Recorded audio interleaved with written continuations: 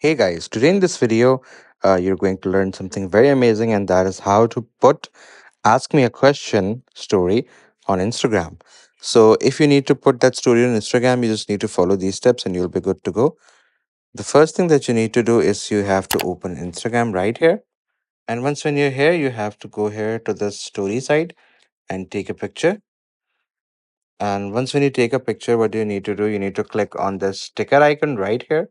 And once when you click on sticker, you can see right here, there's this thing called questions. You need to click here and here you go. You have this ask me a question tab. Now what do you need to do? Now you just need to, now you just need to put this as your story and uh, not now. No thanks. Done. And here you go. You just put the story right here. So that's how you do it. So I hope you found this video informative. Please do like the video and subscribe the channel. I'll see you with more.